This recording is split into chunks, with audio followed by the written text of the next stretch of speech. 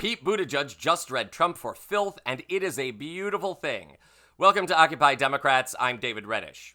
For those of you disgusted by Trump's grotesque speech last night, or recovering from the hangover that the accompanying drinking induced, you know who you are.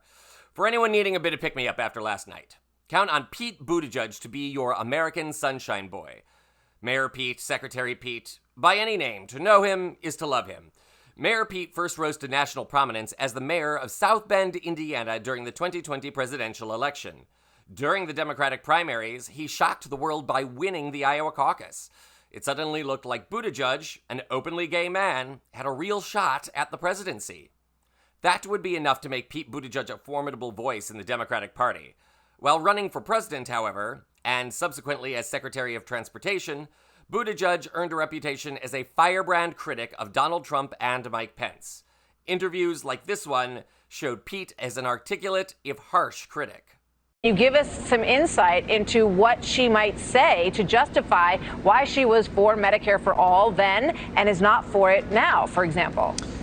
Well, there's a classic parlor game of trying to find a little bit of daylight between running mates. And if people want to play that game, we could look into why an evangelical Christian like Mike Pence wants to be on a ticket with the president caught with a porn star, or how he feels about the immigration policy that he called unconstitutional before he decided to team up with Donald Trump. If folks want to play that game, we could do it all night. But I think what most Americans want to hear about is, are our families going to be better protected than they have been by this president who's failed to secure America in the face of one of the most dangerous things ever to happen to our country?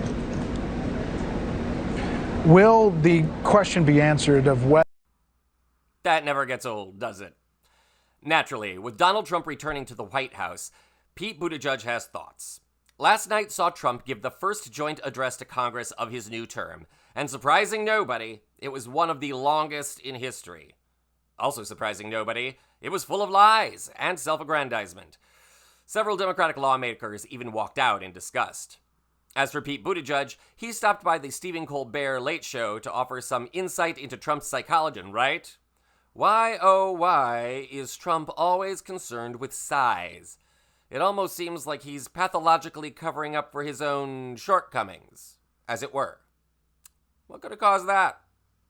Anyway, the bigger point here, the key point, is that Pete Buttigieg is correct. Trump is not talking about the issues that got him elected, the issues most important to Americans, because he has no interest in addressing them. And that's likely because he has already screwed them up. Prices are up in various industries all over the country. I was at the grocery store last night and I saw a dozen eggs selling for $14.99. Fuel prices are up. Car prices are about to skyrocket courtesy of Trump's moronic tariffs. And the market is down. Way down. Unemployment and inflation are up, and that's to say nothing of Elon Musk's illegal meddling in our government business. In other words, the State of the Union isn't great, no matter how much Trump wants to believe it is. But then again, as Pete correctly points out, he has a real problem judging size. Now that the dust has settled in his ridiculous speech, expect people to go back to the issues that matter, and expect Donald Trump's approval to keep shrinking to an embarrassing size. Just like his manhood. I'm David Reddish.